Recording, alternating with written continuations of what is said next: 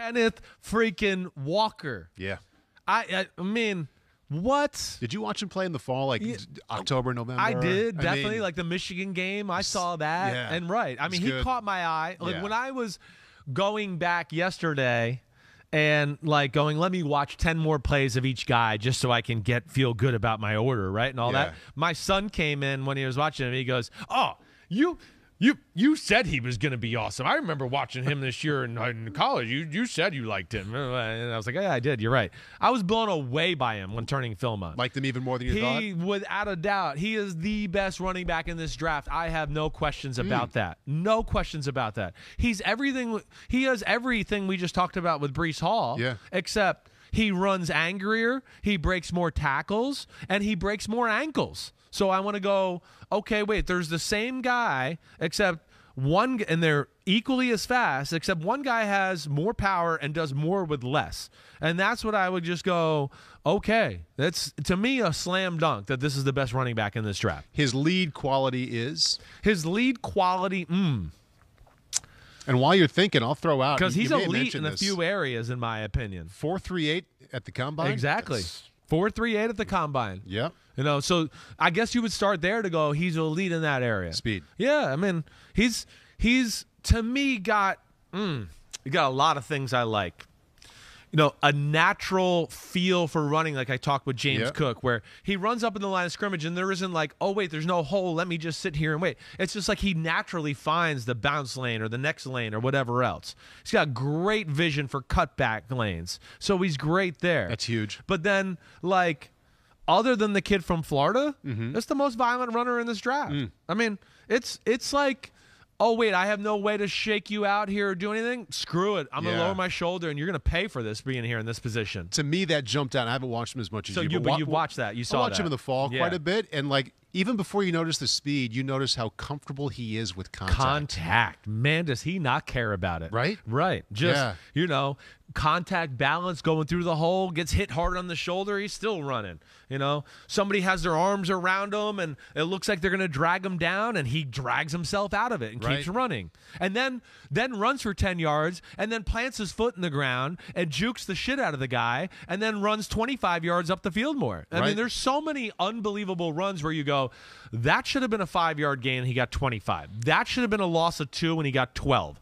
That's where I just came away with it and just went, whoa.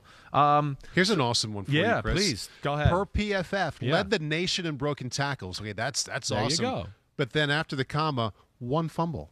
Fumbled one time while seeking out and excelling in contact. Finding success around that much contact. Right. I know. That says a lot. He's rocked up. I love his body. It's rocked up. It's a different rocked up than the rest of the group. You know, I haven't seen him with his shirt off yet, but I would think he's an Adonis. And the way his legs are, and then his neck, and that, I mean, it just, his body looks like power. Even before you turn on the film, you just go, oh, this guy's great, you know. And then, you know, of course, the film backs it up. But, you know, the ability to stick the foot in the ground, the ability to also weave like we talked about with the other guys, but also can just break you down and cross you over. Like, you know, Barry Sanders-ish, where he gets a guy, oh, my gosh, that looks silly. He made that guy miss and keeps going. He has that. You know, the acceleration is off the charts that way. Pass pro needs some help. Okay. Definitely does. And, again, it's not a smarts thing or he looks to, like, he takes the easy way out. He looks to let me get down low and chop his leg out. Okay. Or I don't want to square him up here. I just ran the ball 5 times in a row. Let me kind of just stay on the edge and wait and try to hit him on the side and knock him out that way. There's definitely some of that. And he also only had 18 career catches. Yeah, there's not a lot. You're not that's something you're going to have to kind of figure out as you go. You're drafting this guy to be your bell cow. Where are you drafting and be your superstar. I'm drafting him in the end of the first round. Yeah, I am. You know, again, we know the running back, where it goes from there and all that, but you know, I would think he's the guy that And Breece Hall too. I understand it, but this guy more so for me. Yeah. That you would be thinking we could take this guy in the end of the first and feel awesome about it. You've touched on this a little bit, but I want to kind of roll it out here as the hammer because so many people are thinking about Breece Hall against Kenneth Walker as their top back. Which one goes in the first round? The biggest difference between the two is Walker makes so much more with less, right? That would be my biggest thing. Where I came away with Breece Hall too many times going, like I told you, he should have split that guy or hit it harder and he would have had a 30-yard game, but he got 8. And again, there's still a lot of other runs the other way. Again, we're being picky about the top 2 running backs in the draft. Yeah. Walker, there's so many plays where in that same play I go, he hit it, he split the guys, they didn't even touch him. Yeah. Or they did touch him and it didn't matter and he just ran through it. Or, and I thought he was clearly more elusive than Breece Hall with the ability to make people miss and do that. So that's where, I thought he was better really in about every area of Breece Hall. I went, check Kenneth Walker. Right. Both can go 70 to the house, but Walker was quicker to accelerate and quicker in general, quicker to see the bounce lanes, right?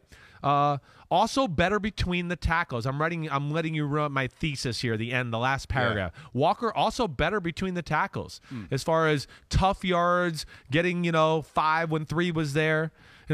Makes someone miss, breaks tackles, makes another guy miss for a 10-yard gain. I wrote his vision's better than Hall. Walker need to see more in the pass game, doesn't do it much like I wrote. And then I wrote, no question, Walker makes more with less, wakes way more yards after contact, and breaks more ankles, right? And I just can't get over how violent he is as a runner. He reminds me of Joe Mixon. Nice. Yeah. I mean, top 3 running back in the league production. He's a shorter Joe Mixon. Yeah. He's shorter Joe Mixon. The style in which he runs, the way he's rocked up, he's shorter Joe Mixon to me. So as I pointed out before, I mean, with the exception of Saquon Barkley, the running backs in the first round the last 4 years have been 24 to 32. Yeah. You said you think he goes somewhere in the 20s. Do you think he's the one who goes somewhere before that 24? We haven't seen it besides Barkley in 4 years. Does he get consideration in the mid to late teens? I don't think he will. Because of him or because of what the league thinks I think of the backs? league in general. I don't think it's because of him.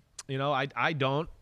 And I'm sitting here looking at the end of the first round just going, is there anybody here that maybe that would make sense? Like, I look at Buffalo at 25. I like Devin Singletary. I mean, man, I don't know. I look at Kenneth Walker and go, he could change your freaking team. He could change your team. Maybe Josh Allen wouldn't have to run 9 times a game. On 3rd and 2, you don't have to worry about Allen. And now you got a guy that'll do it here. Let alone, oh, man, we got to defend him, man. You look at, there's some teams here that, Tampa Bay.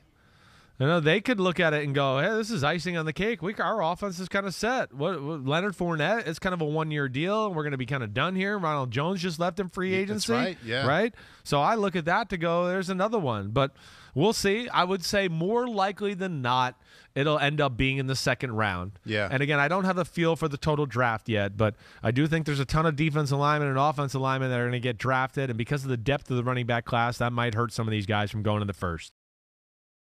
Hi, I'm Mike Tirico, and thanks for watching. Make sure to hit subscribe for the latest news and highlights from NBC Sports.